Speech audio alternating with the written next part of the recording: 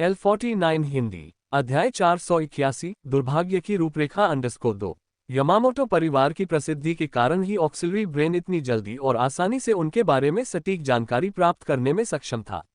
Online मिले record के अनुसार ऑक्सिलरी ब्रेन ने जल्द ही यमामोटो परिवार के मुख्यालय का पता लगा लिया, जो टोक्यो के पास योमी हिराओका नामक क्षेत्र में स्थित था। ड्रोन टोक्यो के ऊपर तेजी से और चुपचाप उड़ता रहा, प्रतिष्ठित टोक्यो टावर के पास से गुजरा और उसके ऊपर आकाश में कुछ देर के लिए रुका भी। फिर भी टोक्यो की वायु रक्षा प्रणाली ड्रोन की मौजूदगी का पता लगाने में पूरी तरह विफल रही और उसने कोई हमला नहीं किया। यान फेई ने टोक्यो की प्रतिष्ठित संरचनाओं को देखा, अंततः मिसाइल दागने और टोक्यो टावर को गिराने की इच्छा को दबाते हुए मुड़कर योमी हिराओका की दिशा में बढ़ गया। योमी हिराओका कस्बों से दूर पर्वत श्रृंखलाओं से घिरा एक छोटा सा पहाड़ी गांव है, जो प्राचीन इमारतों से भरा है जो बहुत लंबे समय से खड़ी हैं। यहाँ के सभी निवासी यामामोटो परिवार के सदस्य हैं। उनमें से अधिकांश ने आधुनिक जीवन में घुलने मिलने का विकल्प नहीं चुना है, बल्कि अभी भी निंजा के प्राचीन मार्ग का पालन करते हैं और एक संयमी जीवनशैली अपनाए हुए हैं। freewebnovel.com यामामोटो परिवार का मुख्यालय योमी हिराओका नामक एक छोटे से पहाड़ी गांव में था। हालांकि यामामोटो परिवार यहीं छिपा था, लेकिन उनका प्रभाव दूर दूर तक फैला हुआ था। जापान में उनकी शक्ति का इस्तेमाल देवताओं की तरह हवा और बारिश बुलाने में सक्षम था। वे न केवल पारिवारिक गठबंधनों से प्राप्त विविध सामाजिक संबंधों और धन पर निर्भर थे, बल्कि उनके द्वारा प्रशिक्षित शक्तिशाली निंजा पर भी निर्भर थे। यही कारण था कि यामामोटो परिवार अपने परिवार के सदस्यों की जान की सुरक्षा को इतना महत्व देता था। चीन में जुबेई यामामोटो की दुखद मौत का पता चलने के बाद एक रहस्यमय संगठन की मदद से उन्होंने यान फेई को जुबेई की मौत का मुख्य संदिग्ध माना। उन्होंने रहस्यमय संगठन द्वारा सौंपे गए कार्य को पूरा करने के लिए तुरंत परिवार के एक सुपर विशेषज्ञ को यान फेई की हत्या करने के लिए भेजा। हालांकि उनका अनुमान गलत साबित हुआ। उनके परिवार का सुपर विशेषज्ञ योमी हिराओका के पास कभी नहीं लौटेगा। अब योमी हिराओका में आना ही वह सुपर दानव था जिसका वे सामना नहीं करना चाहते थे। सहायक मस्तिष्क के मार्गदर्शन में ड्रोन चुपके से योमी हिराओका के ऊपर से उड़ते हुए पहाड़ों में घुस गया। रात के अंधेरे में ड्रोन 500 मीटर की ऊंचाई पर मंडराता रहा और पूरे छोटे से गांव पर नजर रखता रहा। क्वांटम रडार स्कैन के जरिए योमी हिराओका की संपूर्णता को सहायक मस्तिष्क के त्रिआयामी मॉडल में मैप किया गया। यान फेई को पूरी जानकारी थी कि वहां कितने कमरे हैं और हर कमरे में कितने लोग रहते हैं। उसने जमीन के नीचे 13 छिपे हुए भूमिगत कक्ष भी खोज निकाले, जिनमें से 7 में लोग छिपे हुए थे। अगर यान फेई जमीन से गांव पर धावा बोलने की कोशिश करता तो वह कई संकेतों से चूक जाता और वहां छिपे विशेषज्ञों द्वारा घात लगाकर हमला कर दिया जाता। लेकिन क्वांटम रडार स्कैन के साथ इस जगह से उसके लिए कोई राज नहीं बचा था। यान फेई ने तुरंत स्थिति को भांप लिया और हमले के लक्ष्य और हथियार तय करने शुरू कर दिए। इस बार उन्होंने एम-120 हवा से हवा में मार करने वाली मिसाइल को अपना हथियार चुना। मूल रूप से एम-120 हवा से हवा में मार करने वाली मिसाइल दुश्मन के विमानों को नष्ट करने के लिए मिसाइल के विस्फोट से निकलने वाले छर्रों पर निर्भर थी। हालांकि ड्रोन अपग्रेड के साथ एम-120 की शक्ति में उल्लेखनीय वृद्धि हुई और इसने अप्रत्याशित रूप से जमीनी हमले की क्षमता हासिल कर ली। चूंकि योमी हिराओका की सभी इमारतें लकड़ी की थीं, इसलिए ऐसी परिस्थितियों में एम-120 का विनाशकारी प्रभाव पड़ता। ड्रोन का शरीर कांप उठा जब 76 एम-120 हवा से हवा में मार करने वाली मिसाइलें एक साथ अपने अपने लक्ष्यों पर दागी गईं। अंधेरी रात के आसमान में ऐसा लग रहा था जैसे उल्कापिंडों की बौछार हो रही हो, क्योंकि एम-120 मिसाइलें चारों दिशाओं में उड़ रही थीं और फिर नीचे की इमारतों से टकराकर जोरदार विस्फोट कर गईं। योमी हिराओका की सभी इमारतों को मिसाइलों की चपेट में आने और रंग बिरंगे फूलों के शानदार गुलदस्ते की तरह खिलने में ज्यादा समय नहीं लगा। रात गहरा चुकी थी और यामामोटो परिवार के ज्यादातर सदस्य सो रहे थे। ड्रोन के खामोश संचालन के कारण इमारतों के अंदर मौजूद लोगों को इस बड़े हमले का तब तक पता नहीं चला जब तक कि उनके घर एम-120 हवा से हवा में मार करने वाली मिसाइलों से तबाह नहीं हो गए और वे नींद में ही बेहोश होकर मर गए। 76 एम-120 के प्रक्षेपास्त्रों ने योमी हिराओका की सभी इमारतों को तहस नहस कर दिया और ज्यादातर निवासियों की हिंसक मौत हो गई। हालांकि कुछ अपवाद भी थे। भीषण आग के बीच एक ढही हुई इमारत का मलबा अचानक फट गया और आग से झुलसा एक व्यक्ति आग की लपटों से बाहर कूद गया। हालांकि उतरने से पहले तैयार यान फेई ने तेजी से 2 AGM-114 एंटी टैंक मिसाइलें दागीं। ये मिसाइलें खंडहर से कूदे व्यक्ति को लगीं और उसकी मौत हो गई। यामामोटो परिवार के कुछ अन्य सदस्य जो आग से बचने में सक्षम और भाग्यशाली थे, वे आग की लपटों से बचकर भाग गए, लेकिन यान फेई द्वारा पूर्वानुमान में दागी गई AGM-114 एंटी टैंक मिसाइलों ने उनका तुरंत सामना किया, जिससे बिना किसी अपवाद के सभी मारे गए। सतह पर मौजूद इमारतें तबाह हो गईं, लेकिन भूमिगत कक्षों में छिपे 7 लोगों ने कोई प्रतिक्रिया नहीं दिखाए, न ही उन्होंने भागने की कोशिश की।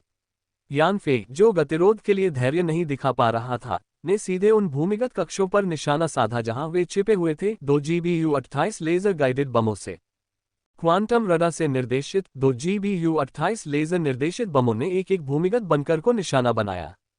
फिर ऑक्सिलरी ब्रेन के नियंत्रण में GBU-28 लेजर निर्देशित बम आसानी से जमीन में धंस गए। बंकरों में घुसते ही वे पूरी तरह से फट गए, जिससे पूरी भूमिगत संरचना नष्ट हो गई और अंदर कोई भी जीवित नहीं बचा। इसके अलावा इस हमले में एक अप्रत्याशित लाभ भी था। 2 GBU-28 लेजर निर्देशित बमों के बीच हुई नजदीकी टक्कर ने पूरे क्षेत्र को तहस-नहस कर दिया। जिन 11 अन्य बंकरों को निशाना नहीं बनाया गया था, वे भी ढह गए और उनमें छिपे लोग जमीन में दब गए। इस समय तक क्वांटम रडार की जांच के तहत उस छोटे से पहाड़ी गांव में एक भी जीवित व्यक्ति नहीं बचा था। यान फेई ने ड्रोन से नीचे आग और ढहने की स्थिति, साथ ही मृत व्यक्तियों का निरीक्षण किया, लेकिन उसके दिल में जरा भी दया नहीं आई। अगर उसकी ताकत न होती तो आज रात उसकी ही मौत होती और फिर वेन रॉ उसके लिए रो रही होती। हालांकि यान फेई यह भी जानता था कि वह सिर्फ एक हमले से यामामोटो परिवार को पूरी तरह से नष्ट नहीं कर सकता। ये स्थान केवल यामामोटो परिवार का मुख्यालय था। उनके कई कबीले के लोग काम पर निकले हुए थे, जिनमें कुछ बहुत ही कुशल विशेषज्ञ भी थे। ये लोग यामामोटो परिवार के विनाश का पता चलने पर निश्चित रूप से छिप जाएंगे और बदला लेने के अवसर की तलाश में रहेंगे। इसलिए उसे सतर्क रहना होगा, और जैसे ही उसे यामामोटो परिवार के किसी भी कबीले के सदस्य का पता चलेगा, वह उन्हें नष्ट कर देगा ताकि यह खतरा पूरी तरह से समाप्त हो जाए। ड्रोन हवा में मंडराता रहा और नीचे की स्थिति पर नजर रखता रहा। उसे डर था कि कहीं क्वांटम रडार खराब न हो जाए, जिससे कोई बचने के लिए अपनी मौत का नाटक न कर दे। हालांकि जब आग ने गांव को पूरी तरह से अपनी चपेट में ले लिया और कोई बाहर नहीं निकला, और जब पास के हाईवे से दमकल गाड़ियों के सायरन की आवाज आई, तो ड्रोन आखिरकार उस इलाके से निकल गया और शंघाई की ओर लौटने लगा। जैसे ही ड्रोन एक बार फिर टोक्यो के ऊपर से उड़ा, यान फेई ने खुद को बलपूर्वक उस जगह पर GBU-28 लेजर गाइडेड बम गिराने से रोक लिया, जिसे नीचे गॉड्स टॉयलेट कहा जाता है। इसके बजाय उसका ध्यान टोक्यो की सड़कों पर ट्रकों की एक लंबी कतार पर गया, जिनकी सुरक्षा में जापान सेल्फ डिफेंस फोर्स के कई सैन्य वाहन चल रहे थे। अब सुबह के 3:30 बज रहे थे, एक ऐसा समय जब शहर में इतना बड़ा काफिला आमतौर पर दिखाई नहीं देता। जिज्ञासावश यान फेई ने काफिले को स्कैन करने के लिए क्वांटम रडार चालू किया और ये देखकर हैरान रह गया कि सभी ट्रक सोना ले जा रहे थे।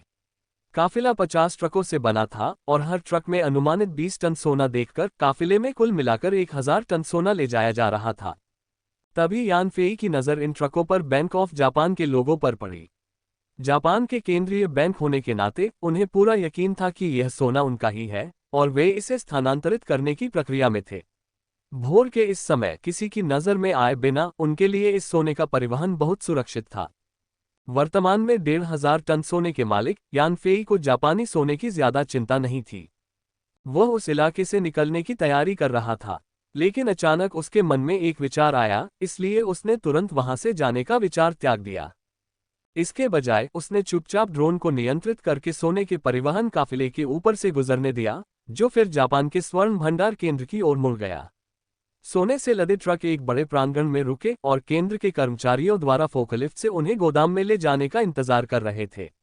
अपना कार्यभार सुरक्षित रूप से सौंपने के बाद साथ चल रहे जापानी आत्मरक्षा बल पहले ही पीछे हट चुके थे। यान फेई सोने के ट्रकों पर सतर्क नजर रखे हुए था। सहायक मस्तिष्क द्वारा गणनाओं और सिमुलेशन के जरिए उसे आखिरकार एक छोटा सा मौका मिला जब सभी लोग प्रांगण से बाहर निकल चुके थे। तभी ड्रोन तेजी से नीचे उतरा और प्रांगण के ऊपर मंडराता रहा। फिर कुछ छोटी छोटी वस्तुएं प्रांगण के ऊपर दिखाई दीं, जो सोने से लदे ट्रकों की छतों पर गिरी। ये काम पूरा करने के बाद ड्रोन तेजी से 25,000 मीटर की ऊंचाई पर वापस चढ़ गया। तभी मजदूर ट्रकों से सोना निकालने के लिए नीचे प्रांगण में वापस आ गए। ड्रोन ने स्थिति पर ध्यान देना बंद कर दिया और पश्चिम की ओर तेजी से शंघाई की ओर बढ़ गया। सोने के ट्रकों पर उन छोटी छोटी चीजों के उतरते ही संयुक्त राज्य अमेरिका के न्यूयॉर्क फेडरल रिजर्व बैंक में एक उपकरण से अचानक तेज आवाज निकली। उपकरण के पास खड़ा एक व्यक्ति पहले तो चौंका, फिर खुशी से फूला नहीं समाया और झट से अपने पास रखा लाल फोन उठाकर खुशखबरी सुनाने लगा। यान फेई को अचानक वह घटना याद आ गई जब उसने न्यूयॉर्क में अमेरिका से सोना चुराया था।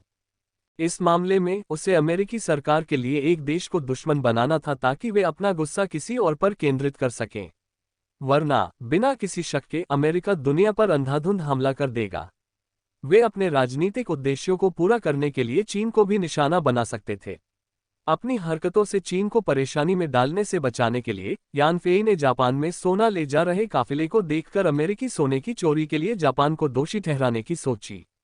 वर्तमान अमेरिकी प्रशासन की नुकसान सहन न कर पाने की अक्षमता को देखते हुए अगर उन्हें पता चला कि सोने में स्थित स्थान निर्धारक जापान के स्वर्ण भंडार केंद्र में है, तो उन्हें निश्चित रूप से संदेह होगा कि जापानी सरकार ने उनका सोना चुराया है और वे निश्चित रूप से जापानी सरकार को परेशान करेंगे। अगर इस बार अमेरिकी सरकार को कोई सबूत मिल गया तो जापान पीली नदी में कूद सकता है और फिर भी खुद को अपराध मुक्त नहीं कर पाएगा। भारी कीमत चुकाए बिना उनके लिए अमेरिका के गुस्से को शांत करना मुश्किल होगा। हालांकि जापान को घेरने के बाद यान फेई वहां रुककर यह नाटक नहीं देखा, बल्कि तुरंत शंघाई, चीन लौट गया। आज रात ड्रोन ने जबरदस्त ताकत का प्रदर्शन करते हुए ताबड़तोड़ हमले किए।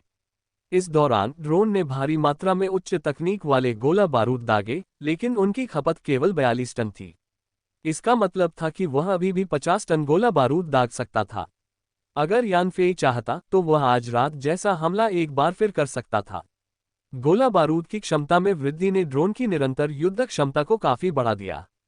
आज रात के हमले में ड्रोन ने एक आर्ले बक श्रेणी के विध्वंसक को डुबोकर 20,000 मेरिट पॉइंट अर्जित किए, एक पेरी श्रेणी के फ्रिगेट को डुबोकर 10,000 मेरिट पॉइंट अर्जित किए, एक लॉस एंजल्स श्रेणी की हमलावर पनडुब्बी को डुबोकर 40,000 मेरिट पॉइंट अर्जित किए, एक 50,000 टन के मालवाहक जहाज को डुबोकर 5,000 मेरिट पॉइंट अर्जित किए और 2,548 दुश्मनों को मारकर 2,548 मेरिट पॉइंट अर्जित किए। कुल मिलाकर ड्रोन ने इस उड़ान से 77,548 मेरिट पॉइंट अर्जित किए, जिससे उसके कुल मेरिट पॉइंट 77,548 हो गए। freewebnovel.com। ड्रोन अपग्रेड के बाद इसके आवश्यक अपग्रेड मेरिट पॉइंट 10 गुना बढ़ गए, लेकिन ताकत बढ़ने के साथ मेरिट पॉइंट हासिल करने की इसकी क्षमता में भी उल्लेखनीय वृद्धि हुई। पिछली पीढ़ी के ड्रोन को अपग्रेड करने के लिए बस एक ही उड़ान काफी थी। पहले की तुलना में ड्रोन को अपग्रेड करने की कठिनाई में ज्यादा बढ़ोतरी नहीं हुई है। freewebnovel.com। इन दो हमलों के बाद यान फेई का गुस्सा धीरे धीरे कम हो गया। शांत होने पर यान फेई को एहसास हुआ कि आज रात उसके किए में एक बड़ी खामी थी।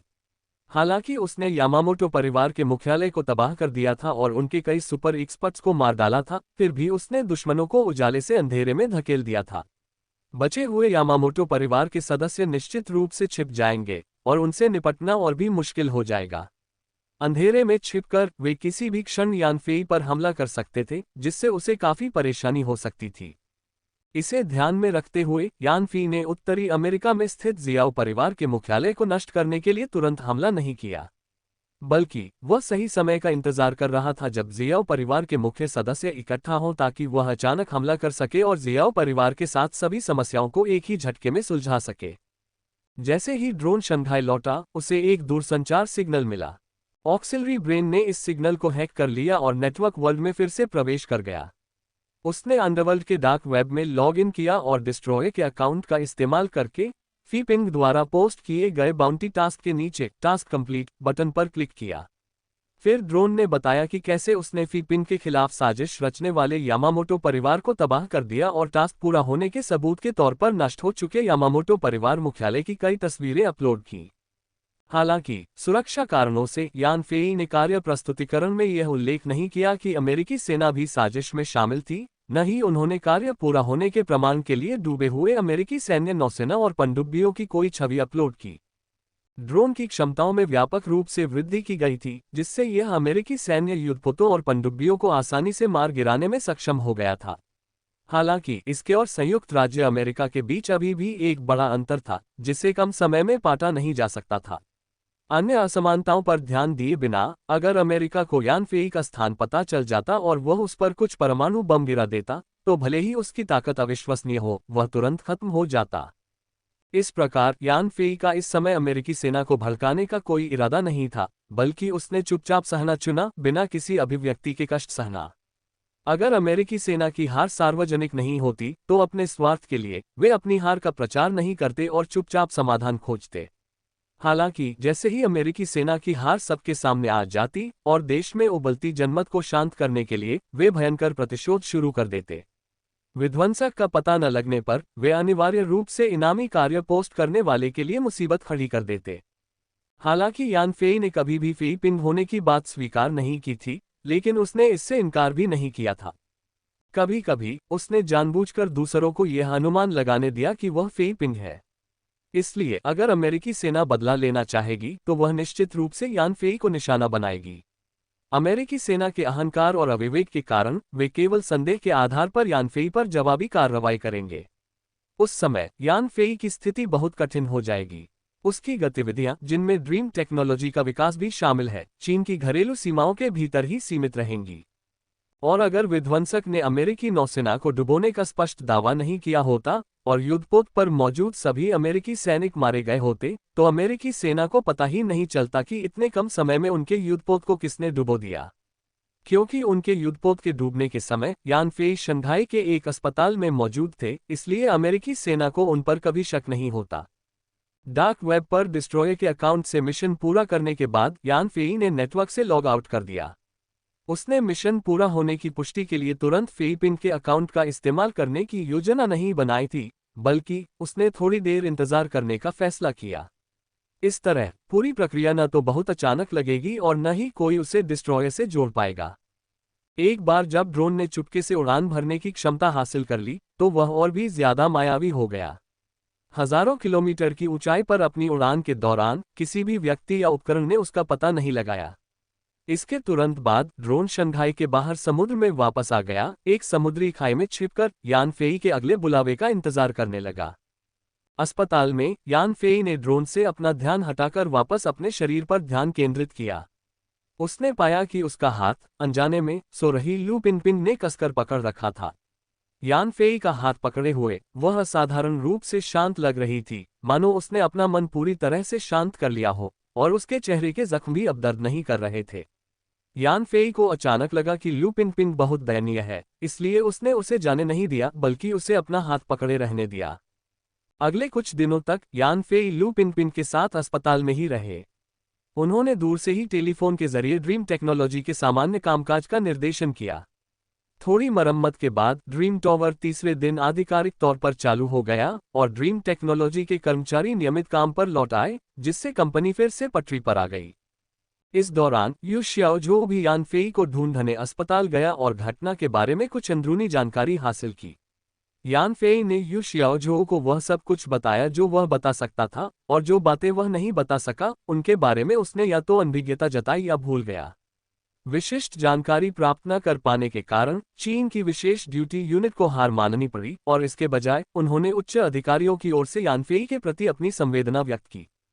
एक हफ्ते बाद लू पिनपिन के सिर से पट्टियां हटा दी गईं और उसके चेहरे के घाव आखिरकार ठीक हो गए। अचानक उसके चेहरे पर कई भद्दे निशान उभर आए, जिससे उसका रूप पूरी तरह से बिगड़ गया। सौभाग्य से ड्रीम टेक्नोलॉजी ने एक चमत्कारी सौंदर्य उत्पाद जारी किया था, इसलिए लू पिनपिन ने उत्सुकता से स्कार रिमूवल क्रीम का इस्तेमाल किया और फिर धैर्यपूर्वक अपने निशानों के पूरी तरह से गायब होने का इंतजार किया।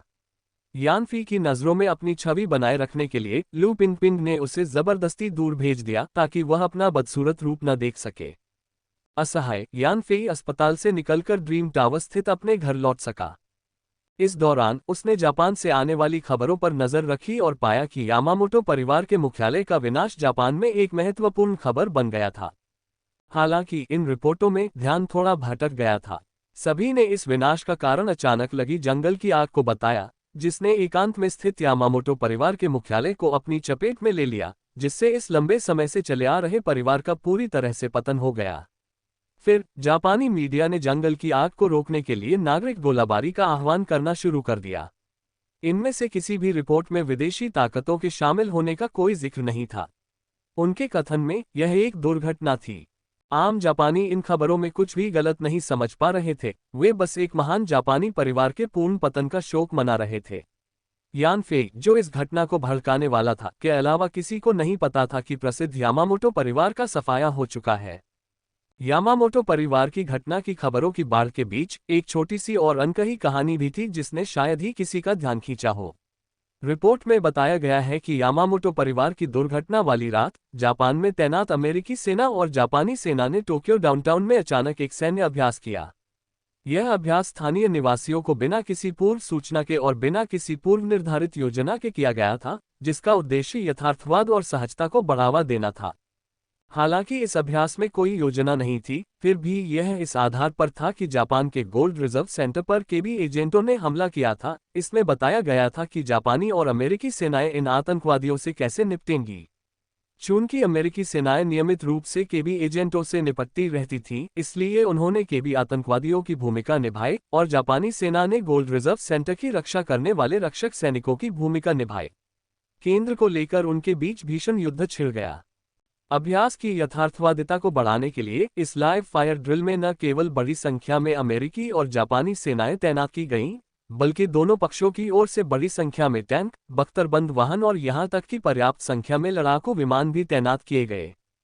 तभी गोल्ड रिजर्व सेंटर के आसपास रहने वाले निवासियों ने आसपास भीषण गोलीबारी देखी और कई अमेरिकी और जापानी सैनिकों को मृत भी देखा। शुरुआत में उन्हें लगा कि संयुक्त राज्य अमेरिका और जापान के बीच युद्ध छिड़ गया है। सौभाग्य से ये भीषण युद्ध जल्दी ही समाप्त हो गया और फिर जापानी सरकार ने उन्हें सूचित किया कि यह जापानी और अमेरिकी सेनाओं का एक संयुक्त सैन्य अभ्यास था।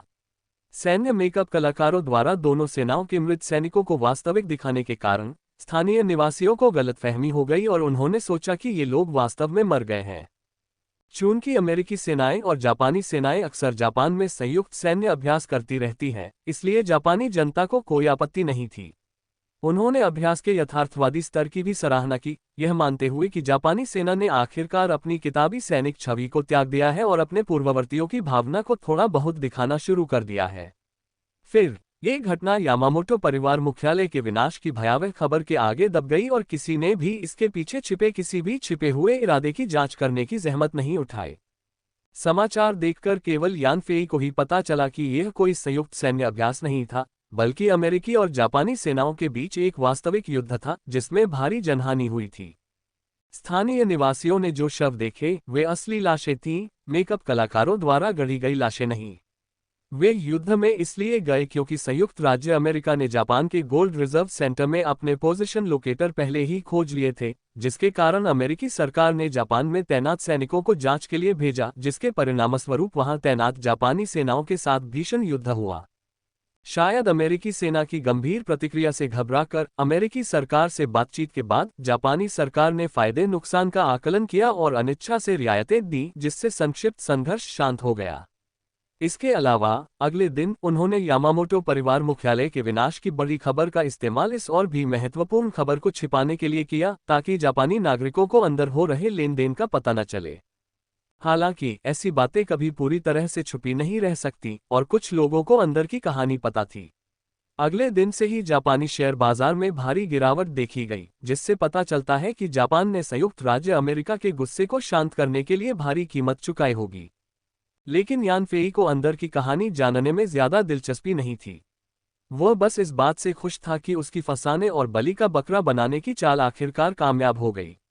इस कदम ने न सिर्फ चोरी हुए सोने को लेकर अमेरिका के गुस्से को जापानी सरकार की ओर मोड़ दिया, बल्कि 2 युद्धपोतों और एक परमाणु पनडुब्बी के भारी नुकसान से पैदा हुए अमेरिकी गुस्से को भी जापान की ओर मोड़ दिया, जिससे अमेरिकी सेना दुनिया भर में दबदबा बनाने और नए संघर्षों को भड़काने से बच गई। इस तूफान से बच निकलने के बाद यान फेई ने फेईपिन के अकाउंट से डार्क वेब पर लॉग इन करके डिस्ट्रॉयर के टास्क को समीक्षा और मंजूरी के लिए सबमिट किया। डार्क वेब ने बाउंटी टास्क के पूरा होने की पुष्टि भी की और फिर प्रोसेसिंग फीस घटाकर बाउंटी की रकम डिस्ट्रॉयर के अकाउंट में ट्रांसफर कर दी। इस कार्य के पूरा होते ही इसे तुरंत लाल रंग से चिन्हित कर डार्क वेब के शीर्ष पर चिपका दिया गया, जिससे अन्य इनामी शिकारियों को इसकी उपलब्धि का पता चल गया। जब इन इनामी शिकारियों ने देखा कि डिस्ट्रॉयर ने एक बार फिर एक अकल्पनीय कार्य पूरा कर लिया है, तो उनके मन में उसके प्रति और भी अधिक श्रद्धा उत्पन्न हो गई। इस कार्य के पूरा होते ही डिस्ट्रॉयर एक बार फिर आकर्षक रोशनी से जगमगा उठा और धीरे धीरे इनामी शिकारियों का नया आदर्श बन गया। इस घटना के बाद के हालात का ध्यान रखते हुए यान फेई ने मिस्टी द्वीप के विकास और निर्माण का काम शुरू किया। उस शाम जब अंधेरा छा गया, यान फेई नी सानफैन की मदद से ड्रीम टॉवर से निकल पड़ा। वह शंघाई के तट पर पहुंचा, जहां से वह एक ड्रोन में सवार होकर मिस्टी द्वीप की ओर उड़ान भरने लगा। इस बार यान फेई का लक्ष्य बिल्कुल स्पष्ट था, ड्रोन की नई क्षमताओं का दोहन करके मिस्टी द्वीप का विकास और निर्माण करना। इस मिशन को पूरा करने के लिए उसने पहले से ही पूरी तैयारी कर रखी थी, ताकि उसकी लंबी अनुपस्थिति से कंपनी में अस्थिरता न फैले। ड्रोन 25,000 मीटर की ऊंचाई तक उड़कर पूर्व में मिस्टी द्वीप की ओर ध्वनि की गति से 2.5 गुना तेज गति से तेजी से बढ़ रहा था। रडार स्टेल्थ अपग्रेड के बाद से ड्रोन अब दुश्मन के रडार की नजरों से ओझल था, और चूंकि अब रात गहरा चुकी थी, इसलिए ऑप्टिकल डिटेक्शन की भी कोई चिंता नहीं थी। इसलिए ड्रोन बेफिक्री से उड़ता रहा, जिससे यान फेई को उड़ान के अपने जुनून का पूरा आनंद लेने का मौका मिला। 1 घंटे बाद यान फेई एक बार फिर अपने मिस्टी द्वीप के जलक्षेत्र में पहुंच गया। मिस्टी द्वीप की इस यात्रा में यान फेई ने ड्रोन को बिल्कुल बीच में स्थित सबसे बड़े द्वीप पर ले जाने का आदेश नहीं दिया, बल्कि मिस्टी द्वीप समुद्री क्षेत्र के सबसे पश्चिमी किनारे पर स्थित एक छोटे द्वीप पर ले गया। यान फेई के नियंत्रण में ड्रोन समुद्र तल से 2 मीटर ऊपर मंडरा रहा था, और वह ड्रोन से नीचे कूदकर द्वीप पर खड़ा हो गया।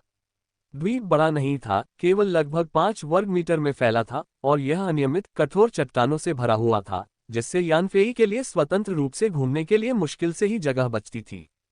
मिस्टी आइलैंड समुद्री क्षेत्र बहुत ही अनोखा था। इसका पूरा पानी के नीचे का हिस्सा ऐसा लग रहा था मानो समुद्र तल से ऊपर की ओर बढ़ा हो। इसके अलावा यहाँ का समुद्र तल पूरी तरह से कठोर चट्टानों से बना था, फिर भी इसकी औसत गहराई 5 मीटर से ज्यादा नहीं थी और इसमें मत्स्य संसाधनों सहित कोई भी जीवन नहीं था। हालांकि जैसे ही समुद्र तल मिस्टी आइलैंड समुद्री क्षेत्र से बाहर की ओर बढ़ा, गहराई अचानक 1000 मीटर से ज्यादा हो गई। खुले में मिस्टी आइलैंड कई किलोमीटर ऊंचे एक चबूतरे पर स्थित था, जो खड़ी चट्टानों से घिरा हुआ था और एक बहुत ही भयावह दृश्य प्रस्तुत करता था। जिस द्वीप पर यान फेई स्थित था, वह मिस्टी द्वीप सागर क्षेत्र के पश्चिमी किनारे पर स्थित था। न केवल इसका क्षेत्रफल छोटा था, बल्कि समुद्र की सतह से इसकी ऊंचाई भी लगभग 1 मीटर ही थी, जो ज्वार के समय लगभग समुद्र के पानी में डूबी हुई थी। द्वीप के पश्चिम में 2000 मीटर की दूरी पर समुद्र में एक चट्टान थी, जहां पानी की गहराई अचानक बढ़कर 1000 मीटर हो गई। लेकिन इस 2000 मीटर की सीमा के भीतर समुद्र की औसत गहराई केवल लगभग 5 मीटर ही थी। इस द्वीप के उत्तर में 10,000 मीटर की दूरी पर 8 वर्ग मीटर क्षेत्रफल वाला एक छोटा सा द्वीप था। पूर्व में 15,000 मीटर की दूरी पर केवल 2 वर्ग मीटर क्षेत्रफल वाला एक छोटा सा द्वीप था। दक्षिण में 12,000 मीटर की दूरी पर एक छोटी सी चट्टान थी, जो मुश्किल से समुद्र की सतह को चीरती हुई दिखाई देती थी। इसके अलावा इस द्वीप के 20 किलोमीटर के दायरे में कोई और द्वीप नहीं था, और आसपास के समुद्र के पानी की औसत गहराई भी 8 मीटर से ज्यादा थी। यान फेई मिस्टी द्वीप पर विकास और निर्माण करना चाहता था, जिसका मतलब था कि उसे द्वीप के जलूपरी क्षेत्र का विस्तार करना था। मुख्य भूमि से दूर समुद्र में भूमि क्षेत्र का विस्तार करना बहुत कठिन था, और आवश्यक सामग्री और धन की मात्रा बहुत अधिक थी, जो किसी के भी बस की बात नहीं थी। हालांकि ड्रोन के चौथे अपग्रेड और यूनिवर्सल स्पेस के असली उद्देश्य के प्रकटीकरण के बाद ये कार्य, जिन्हें दूसरे असंभव मानते थे, यान फेई के लिए अब कोई समस्या नहीं रहे। जब तक यान फेई विश्वव्यापी अंतरिक्ष की नई विशेषताओं का अच्छा उपयोग करता, वह यहाँ विशाल भूभाग बना सकता था। फिर भी कुल 10,000 वर्ग किलोमीटर क्षेत्रफल के साथ यान फेई के लिए एक साथ पूरे समुद्री क्षेत्र को भरना असंभव था। वह केवल चरणबद्ध भूमि पुनर्ग्रहण का ही विकल्प चुन सकता था। उसने भूमि निर्माण के पहले चरण के लिए इस छोटे से द्वीप के केंद्र में स्थित समुद्री क्षेत्र को चुना। भूमि निर्माण के पहले चरण के लिए इस समुद्री क्षेत्र को इसलिए चुना गया क्योंकि इसका एक बड़ा फायदा था। यान फेई जिस द्वीप पर था, उसके पश्चिम में 500 मीटर की दूरी पर समुद्र तल में एक बहुत बड़ा अंतर था। यह अंतर उत्तर से दक्षिण तक 5000 मीटर तक फैला था, पूर्व से पश्चिम तक 1200 मीटर चौड़ा था, और समुद्र की सतह से 200 मीटर नीचे था, जिसमें 300 मीटर से ज्यादा लंबी चट्टानें प्राकृतिक अवरोध पैदा कर रही थीं, जिससे केवल 500 मीटर चौड़ा प्रवेश द्वार ही बचता था। दूसरे शब्दों में, मिस्टी द्वीप के पूरे पश्चिमी हिस्से में यही एकमात्र जगह थी जहां से बड़े जहाज प्रवेश कर सकते थे। यान फेई इसे आसानी से सभी प्रकार के जहाजों के लिए एक बंदरगाह में बदल सकता था, जिससे यह मिस्टी द्वीप को बाहरी दुनिया से जोड़ने वाला परिवहन केंद्र बन जाता। यान फेई मिस्टी द्वीप पर जमीन के बड़े हिस्से बनाने का महत्वाकांक्षी था, लेकिन उसे ये देखकर दुख हो रहा था कि मिस्टी द्वीप तेजी से डूब रहा था। चाहे वह यहाँ कितनी भी जमीन वापस ले ले, ज्यादा समय नहीं बीता कि ये जमीनें समुद्र की सतह के नीचे डूब जाएंगी, जिससे उसके सारे प्रयास बेकार हो जाएंगे। हालांकि यान फेई के पास कोई विकल्प नहीं था, क्योंकि यह वह स्थान था जिसकी ओर विशेष रूप से बूढ़े आदमी गू ने इशारा किया था, जिसके पास भविष्यवाणी करने की क्षमता थी।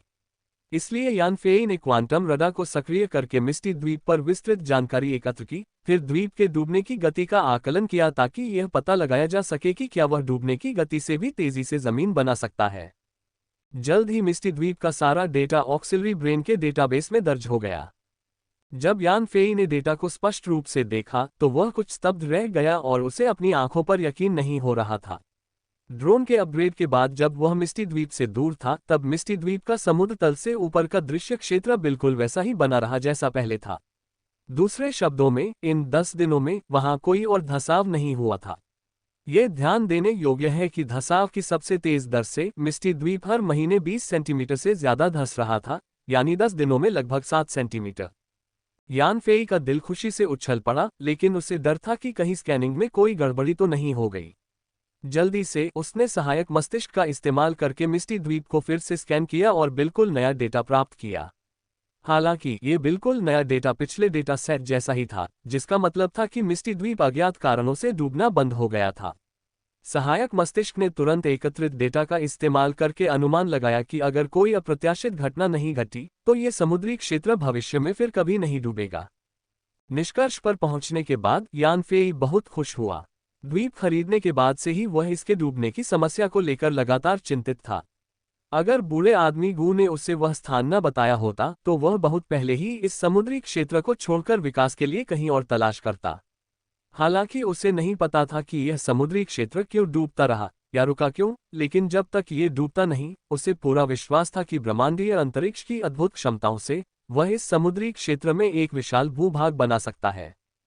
जैसे ही यान फेई को उम्मीद की किरण दिखाई दी, वह तुरंत उत्साहित हो गया और उसने सहायक मस्तिष्क में मिस्टी द्वीप के समुद्री क्षेत्र का एक त्रिआयामी मॉडल बनाना शुरू कर दिया। उसने उस समुद्री क्षेत्र को चिन्हित किया जहां भूमि निर्माण की योजना थी और सहायक मस्तिष्क का उपयोग करके निर्माण के विवरणों का अनुकरण किया, जिससे कार्यकुशलता में सुधार हुआ। निर्माण योजना में कई संशोधनों के बाद यान फेई ने अंततः सर्वोत्तम भूमि निर्माण योजना निर्धारित की। निर्माण योजना को अंतिम रूप देने के बाद यान फेई द्वीप पर खड़े हुए और ड्रोन को आकाश में उड़ाया, फिर पूरी गति से चीन की दिशा में आगे बढ़े। पूरी यात्रा के दौरान ड्रोन 25,000 मीटर की ऊंचाई पर रहा और इसकी उड़ान गति ध्वनि की गति से 2.5 गुना ज्यादा रही और किसी भी बल द्वारा इसका पता नहीं लगाया जा सका।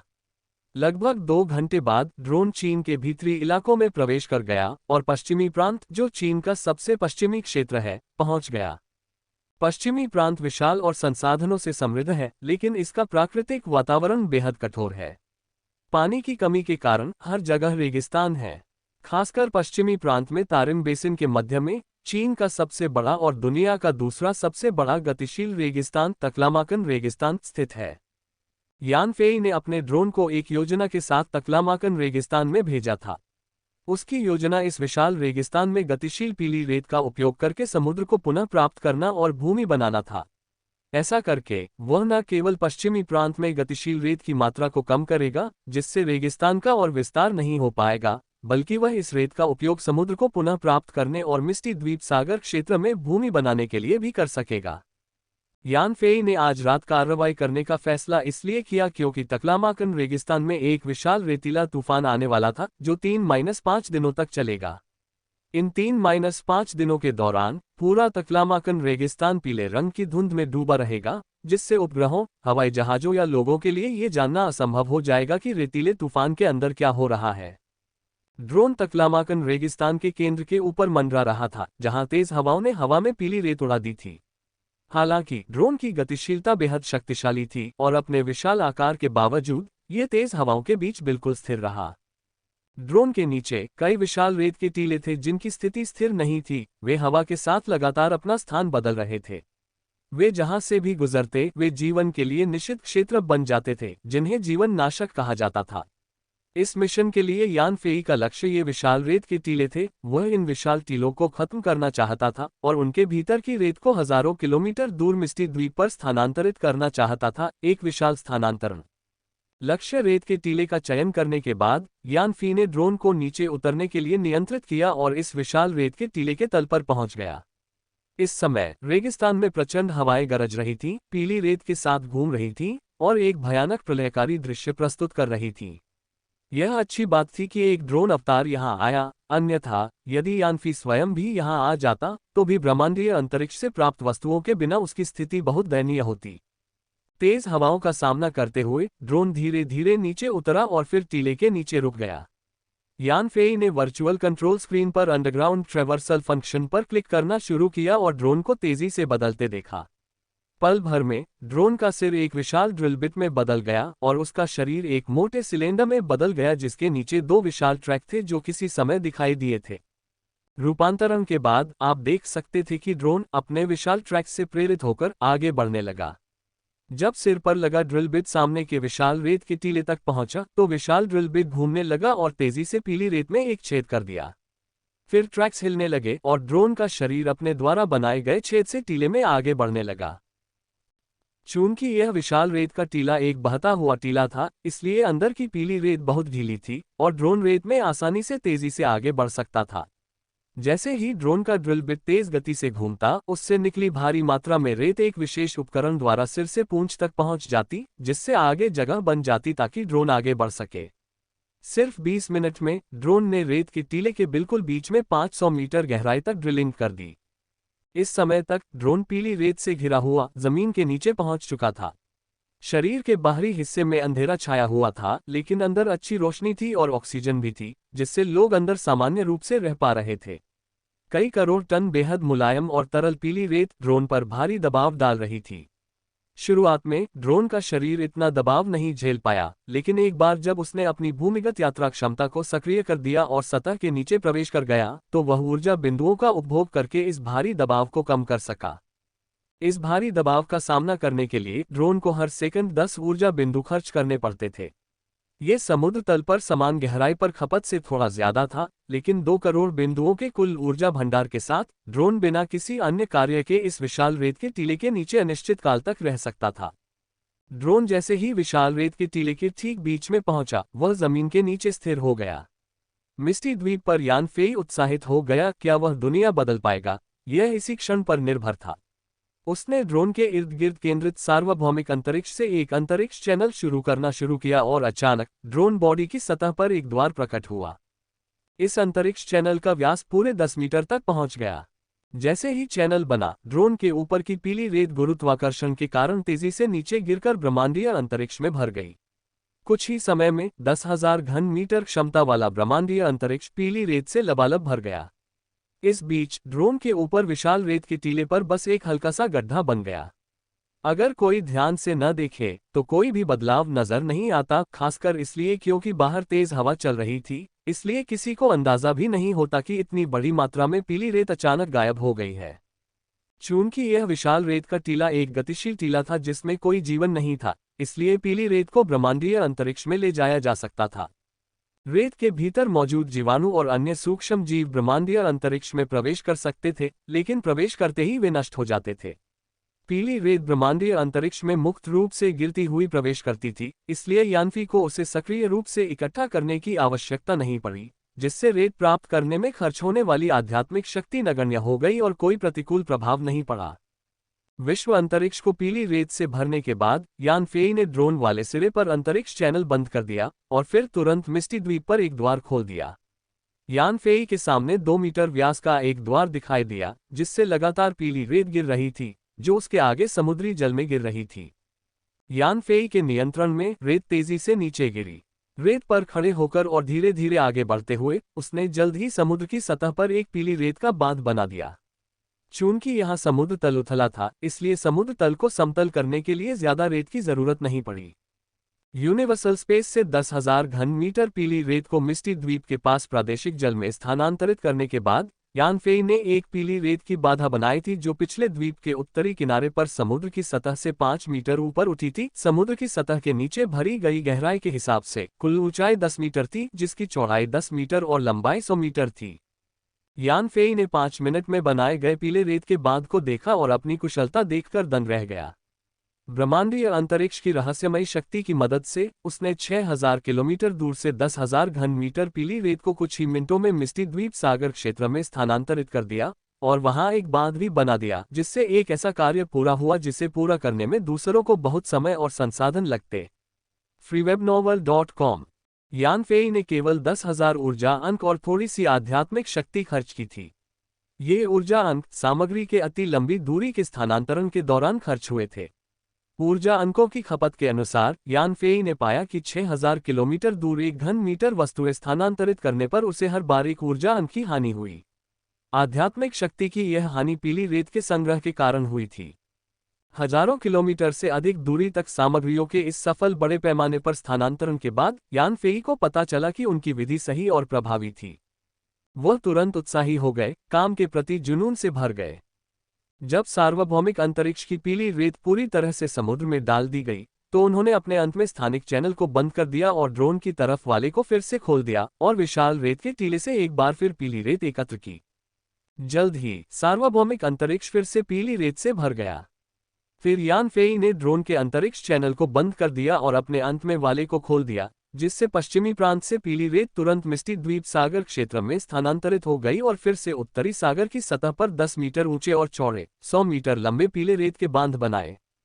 इस चक्र को पूरा करने के लिए ज्यादा जटिल ऑपरेशन की जरूरत नहीं थी और इसमें सिर्फ 5 मिनट लगे। इसी तरह यान फेई ने अपने और ड्रोन के लिए यूनिवर्सल स्पेटियल चैनल्स को लगातार चालू और बंद किया और 6000 किलोमीटर दूर से पीली रेत को तेजी से मिस्टी आइलैंड सागर क्षेत्र में स्थानांतरित करके पीली रेत के बांध बनाए। 1 घंटे बाद यान फेई ने पीली रेत को 12 बार हिलाया। वह उत्तर की ओर 1200 मीटर आगे बढ़ गया था और पीली रेत के बांध की लंबाई 1200 मीटर तक पहुंच गई थी। 2 घंटे बाद यान फेई ने पीली रेत को 24 बार हिलाया और पीली रेत का बांध उत्तर की ओर 2400 मीटर तक बढ़ गया था। हालांकि शंघाई समय के अनुसार अब मध्य रात्रि हो चुकी थी और ड्रोन का डेटा रिफ्रेश होना शुरू हो गया, जिसके बाद ड्रोन बिल्कुल नया हो गया तथा इसके ऊर्जा अंक भी पूरी तरह से बहाल हो गए। डेटा रिफ्रेश होने के बाद यान फेई ने उसी विधि का उपयोग करके अत्यंत लंबी दूरी तक पीली रेत का परिवहन जारी रखा और भूमि सुधार के लिए रेत परिवहन का अपना भव्य कार्य जारी रखा। 4 घंटे बाद पीली रेत का बांध 4800 मीटर और बढ़ गया। पिछले परिणामों को मिलाकर पीली रेत का बांध अब 7200 मीटर लंबा था और इस प्रक्रिया के दौरान भूमि सुधार के लिए उपयोग की गई पीली रेत का कुल वजन 15 मिलियन टन तक पहुंच गया था। परियोजना की प्रगति अविश्वसनीय रूप से तेज थी। यदि सार्वभौमिक अंतरिक्ष की वास्तविक उपयोगिता न होती तो यान फेई इतनी विशाल परियोजना कभी पूरी नहीं कर पाते। चूंकि ड्रोन द्वारा विशाल रेत के टीले के भीतर से भारी मात्रा में पीली रेत हटाई गई थी, इसलिए विशाल टीले के बाहरी स्वरूप में एक महत्वपूर्ण परिवर्तन आया था। अगर कोई इस विशाल रेत के टीले पर ध्यान दे रहा होता तो उसे पता चलता कि इसकी ऊंचाई बहुत कम हो गई है और अब ये कल जैसी नहीं रही। कल ये 500 मीटर ऊंचा था, लेकिन अब ये 400 मीटर से भी कम रह गया है।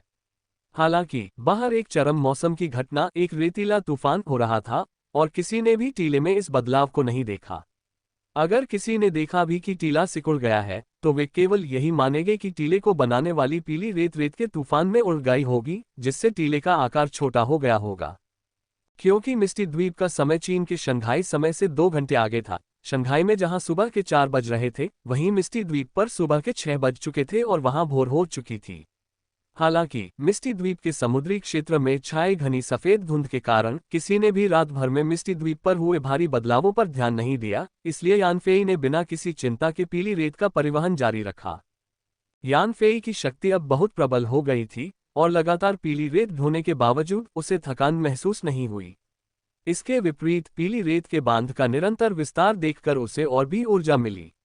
इस प्रकार यान फेई सार्वभौमिक स्थानिक चैनलों को खोलता और बंद करता रहा, जिससे भारी मात्रा में पीली रेत मिस्टी द्वीप सागर क्षेत्र में पहुंच गई।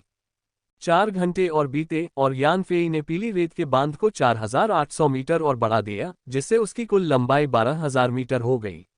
अब तक यान फेई ने अपनी मूल योजना के अनुसार जिस द्वीप पर वह था उसे उत्तरी प्रादेशिक जलक्षेत्र के पहले द्वीप नोड से जोड़ दिया था।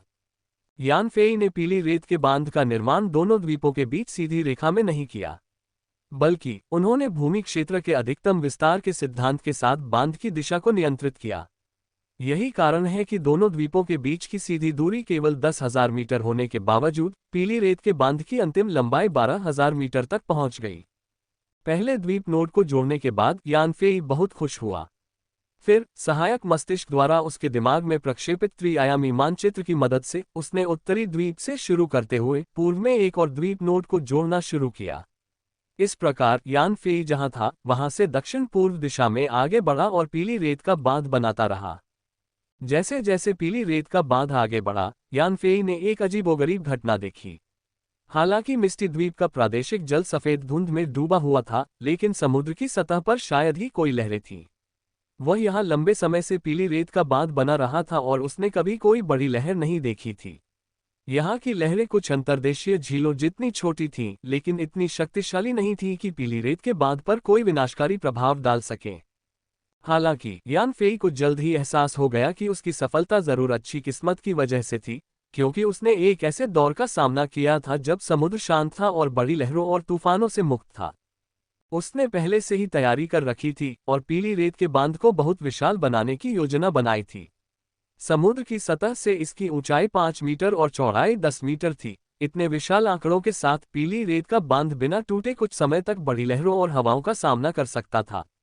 इसके अलावा किसी भी समय पीली रेत को टेलीपोर्ट करने की अपनी क्षमता के कारण अगर उसे पीली रेत के बांध में कोई समस्या दिखाई देती तो वह तुरंत मरम्मत और सुदृढ़ीकरण के लिए बड़ी मात्रा में पीली रेत ले आता, ताकि उसकी मेहनत बेकार न जाए। एक मेहनती छोटी चींटी की तरह यान फेई ने पीली रेत का बांध बनाने के लिए लगातार 6,000 किलोमीटर दूर से पीली रेत लाए। जैसे जैसे समय बीतता गया, बांध तेजी से आगे बढ़ता गया। 15 घंटे बाद मिस्टी द्वीप के समुद्री क्षेत्र में एक बार फिर रात हो गई, लेकिन तब तक यान फेई पीली रेत के बांध की मदद से उत्तरी द्वीप नोड को पूर्वी द्वीप नोड से जोड़ चुका था। इन दोनों द्वीप नोडों के बीच की दूरी काफी लंबी थी और उनके बीच का बांध अब 18,000 मीटर लंबा था। उत्तरी और पूर्वी द्वीप नोड्स के बीच कनेक्शन पूरा करने के बाद यान फेई को आखिरकार थकान महसूस होने लगी। अपनी मौजूदा ताकत के साथ वह बिना किसी समस्या के अगले 3 से 5 दिनों तक काम जारी रख सकता था। हालांकि पीली रेत इकट्ठा करने के दौरान ड्रोन को नियंत्रित करने के लिए उसे अपनी आध्यात्मिक शक्ति का इस्तेमाल करने की जरूरत नहीं पड़ी, फिर भी इसने उसकी कुछ ऊर्जा खर्च कर दी। इतनी ज्यादा रेत इकट्ठा होने से उसकी आध्यात्मिक शक्ति का ह्रास काफी बढ़ गया था और उस पर गहरा असर पड़ा था, जिससे उसे रुकना पड़ा और धीरे धीरे अपनी आध्यात्मिक शक्ति वापस पानी पड़ी। ड्रोन के अथक परिश्रम के कारण मूल विशाल रेत का टीला, जो 500 मीटर ऊंचा था, अब घटकर 20 मीटर रह गया था। ऐसा लग रहा था मानो पूरी तरह से गायब हो जाएगा और उसके नीचे छिपा ड्रोन अपना आकार प्रकट करने ही वाला था। यहाँ रहते हुए वह अब तेजी से और स्वाभाविक रूप से पीली रेत इकट्ठा नहीं कर सकता था, इसलिए ड्रोन को एक नए स्थान पर जाना पड़ा। ड्रोन ने जमीन से खुदाई शुरू की, अपनी भूमिगत खुदाई की स्थिति को रद्द कर दिया और तुरंत अपने मूल B2 आकार में वापस आ गया। रेगिस्तान में घना अंधेरा था, फिर भी तेज हवाएं चल रही थीं और आसमान पीली रेत से भरा था, मानो दुनिया के अंत का कोई दृश्य हो। फिर ड्रोन का क्वांटम रडार आसपास के वातावरण को स्कैन करने के लिए सक्रिय हुआ, जिससे पता चला कि यान फेई ने पहले जिन बड़े टीलों को निशाना बनाया था वे रेत के तूफान से तितर-बितर हो गए थे, जिससे वे रेत संग्रह के लिए अनुपयुक्त हो गए थे। ऐसा लग रहा था कि रेत का तूफान अविश्वसनीय रूप से शक्तिशाली था। हालांकि यह एक सकारात्मक परिणाम भी था, क्योंकि इसका मतलब था कि इन टीलों की असामान्य स्थिति पर किसी का ध्यान नहीं जाएगा, जिससे यान फेई के काम के उजागर होने की संभावना कम हो गई। यान फेई ने अपना लक्ष्य बदला और दूरी पर एक नए बने बड़े टीले को ढूंढ निकाला। उसने वही प्रक्रिया अपनाई और ड्रोन को फिर से भूमिगत खुदाई की स्थिति में पहुंचा दिया। ड्रोन के रूपांतरित होने के बाद वह उस बड़े टीले के बिल्कुल बीच में जाकर घात लगाए बैठा रहा। मिस्टी आइलैंड के समुद्री क्षेत्र में यान फेई के असली शरीर ने खाने के लिए कुछ भोजन निकाला, जिससे उसकी शारीरिक और आध्यात्मिक शक्ति धीरे धीरे बहाल हो गई। रिकवरी में तेजी लाने के लिए उसने काला गोला भी निकाला और उसकी रहस्यमयी शक्ति का उपयोग करके अपनी आध्यात्मिक शक्ति को फिर से जीवंत कर दिया। 50 मिनट बाद उसकी आध्यात्मिक शक्ति और शारीरिक शक्ति पूरी तरह से अपने चरम पर पहुंच गई और फिर उसने ड्रोन के अंतरिक्ष चैनल को एक बार फिर से सक्रिय कर दिया ताकि भव्य पीली रेत टेलीपोर्टेशन किया जा सके। इस बार यान फेई का लक्ष्य दक्षिणी द्वीप नोड को पूर्वी नोड से जोड़ना था, इसलिए उसकी दिशा दक्षिण पश्चिम की ओर थी। हालांकि जैसे ही वह 10 मिनट से ज्यादा समय से पीली रेत पर टेलीपोर्ट कर रहा था, ड्रोन का डेटा रिफ्रेश होने का समय आ गया और डेटा तुरंत रिफ्रेश हो गया। ड्रोन की क्षमताएं अपने चरम पर पहुंचते ही यान फेई ने पीली रेत का परिवहन जारी रखा ताकि पीली रेत का बांध बनाया जा सके। 18 घंटे बाद उन्होंने आखिरकार पूर्वी द्वीप नोड को दक्षिणी द्वीप नोड से जोड़ दिया। इस कनेक्शन की लंबाई 23 किलोमीटर तक पहुंच गई, जो यान फेई द्वारा अब तक नियोजित सबसे लंबी लाइन थी। चुनौती के बावजूद यान फेई ने इस कनेक्शन को पूरा कर लिया था, लेकिन दूसरा बड़ा टीला जिसे उन्होंने चुना था, रेत के तूफान और ड्रोन के दोहरे प्रभाव से प्रभावित होकर 400 मीटर से घटकर 15 मीटर रह गया था और बड़ी मात्रा में पीली रेत यान फेई द्वारा मिस्टी द्वीप पर स्थानांतरित कर दी गई थी। यान फेई को रेत के टेलीपोर्टेशन का अपना काम जारी रखने के लिए एक और बड़ा टीला चुनना था। उसका अगला लक्ष्य दक्षिणी द्वीप नोड को शुरुआती द्वीप नोड से जोड़ना था। ड्रोन के एक और डेटा रिफ्रेश के बाद वह दक्षिणी द्वीप नोड से उत्तर की ओर सफलतापूर्वक आगे बढ़ा और उसे शुरुआती द्वीप नोड से जोड़ दिया। तब तक यान फेई ने अपने निर्दिष्ट क्षेत्र को पीली रेत के बांध से पूरी तरह घेर लिया था, जिससे वह क्षेत्र एक अनियमित वृत्ताकार आकार में आ गया था। पीली रेत के बांध के अंदर के प्रादेशिक जल को यान फेई ने विशाल समुद्र से अलग कर दिया था। जैसे ही वह इस पृथक घेरे का सारा पानी बाहर निकालता, एक बिल्कुल नई मुख्य भूमि उभर आती। इस समय तक यान फेई मिस्टी द्वीप के समुद्री क्षेत्र में 60 घंटे से भी ज्यादा समय से लगातार काम कर रहा था, जो उसकी आध्यात्मिक शक्ति के लिए एक बड़ी परीक्षा थी। फिर भी उसने इस विशाल परियोजना को पूरा कर लिया। बस एक आखिरी कदम बाकी था और उसे अपने जल क्षेत्र में 200 वर्ग किलोमीटर से ज्यादा जमीन मिल गई। और यही 200 वर्ग किलोमीटर जमीन उसके प्रयासों के विकास का सच्चा आधार बनेगी। थका हुआ यान फेई पीले रेत बांध पर सोने लगा, जबकि ड्रोन पश्चिमी प्रांत में दूर सहायक मस्तिष्क के नियंत्रण में जमीन से बाहर निकल गया, अपने मूल आकार को पुनः प्राप्त कर लिया, हवा में उड़ गया और पूर्वी समुद्र के ऊपर मिस्टी द्वीप की ओर बढ़ गया। जब ड्रोन पीली रेत के तल पर था तो उसका शरीर कीचड़ और रेत से ढका हुआ था, लेकिन जब वह रूपांतरित होकर अपने मूल आकार में वापस आ गया तो उसका शरीर तुरंत ही नया जैसा चिकना हो गया और उसकी चुपके क्षमता पर कोई प्रभाव नहीं पड़ा। जब ड्रोन इस जगह से चला गया तब तकलामाकन रेगिस्तान में रेत का तूफान जारी रहा। तेज हवा के झोंके के नीचे आसमान नाचती पीली रेत से भर गया। हालांकि इससे ड्रोन की उड़ान पर कोई असर नहीं पड़ा, लेकिन जब रेत का तूफान पूरी तरह से थम गया तो कुछ लोगों को ये देखकर आश्चर्य हो सकता है कि तकलामाकन रेगिस्तान में कई विशाल रेत के टीले गायब हो गए थे। अगर वे इसका बारीकी से अध्ययन करें तो अंतिम परिणाम उन्हें बताएगा कि विशाल रेत के टीले गायब नहीं हुए थे, बल्कि जिस पीली रेत ने उन्हें बनाया था वह हवा के साथ बह गई और तकलामाकन रेगिस्तान में महीन रेत के रूप में बिखर गई। 2 घंटे बाद सहायक मस्तिष्क के नियंत्रण में ड्रोन मिस्टी द्वीप के प्रादेशिक जल क्षेत्र में वापस उड़ चुका था और तब तक यान फेई भी समय पर जाग गया था। यान फेई का लक्ष्य भूमि पुनर्ग्रहण था, इसलिए उसे अभी भी बड़ी मात्रा में भूमि प्राप्त करने के लिए एक अंतिम चरण पूरा करना था। यान फेई ने पहले ड्रोन को नियंत्रित करके उसे पीली रेत के बांध से घिरी झील के सबसे गहरे हिस्से तक पहुंचाया, फिर ड्रोन को दूर समुद्र में उड़ाकर समुद्र की सतह से 10 मीटर की ऊंचाई पर मंडराया। झील में तैरते हुए स्वयं को प्रारंभिक बिंदु मानकर उसने विश्वव्यापी अंतरिक्ष को खोल दिया और झील में 10 मीटर व्यास वाला एक अंतरिक्ष चैनल उभर आया। यान फेई के चारों ओर समुद्र का पानी स्वतः ही विश्वव्यापी अंतरिक्ष में प्रवाहित होने लगा। बहुत ही कम समय में विश्वव्यापी अंतरिक्ष समुद्र जल से भर गया। फिर यान फेई ने अपने बगल वाले स्पेस चैनल को बंद कर दिया और ड्रोन के पास समुद्र की सतह के ऊपर वाले चैनल को खोल दिया, जिससे ब्रह्मांडीय अंतरिक्ष का सारा समुद्री जल बाहर निकल गया और फिर ड्रोन के ब्रह्मांडीय अंतरिक्ष को बंद कर दिया। समुद्र का पानी पीली रेत से ज्यादा तरल होता है, इसलिए यान फेई का ऑपरेशन चक्र और भी छोटा था, सिर्फ 1 मिनट में। इसके अलावा चूंकि दोनों ब्रह्मांडीय स्थानिक चैनल एक दूसरे के बहुत पास थे, इसलिए 10,000 घन मीटर समुद्री जल को बाहर निकालने के लिए उसे शायद ही किसी ऊर्जा बिंदु का इस्तेमाल करना पड़ा। अगले कुछ समय तक यान फेई इसी प्रक्रिया को दोहराता रहा और जैसे जैसे दोनों सार्वभौमिक अंतरिक्ष चैनल लगातार खुलते और बंद होते गए, पीली रेत के बांध से घिरी झील का जलस्तर तेजी से गिरने लगा। 4 दिन बाद कुछ निचले इलाकों को छोड़कर, जहां अभी भी थोड़ा बहुत समुद्री पानी था, झील का ज्यादातर समुद्री पानी यान फेई द्वारा बाहर निकाल दिया गया था। फिर यान फेई ने युद्ध क्षेत्र बदलकर दूसरे निचले इलाकों से समुद्री पानी साफ करना शुरू कर दिया। एक और दिन के बाद यान फेई ने आखिरकार झील का सारा समुद्री पानी खाली कर दिया।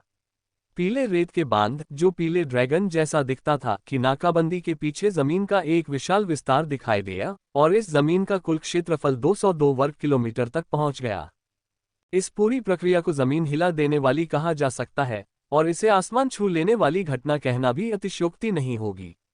यूनिवर्सल स्पेस और ड्रोन की संयुक्त गतिविधियों से यान फेई ने आखिरकार इस महान परियोजना को साकार किया, जो दूसरों की नज़र में अकल्पनीय लगती थी। हालांकि इस जगह को जमीन में बदलना तो बस पहला कदम था। यान फेई को अभी बहुत कुछ करना था।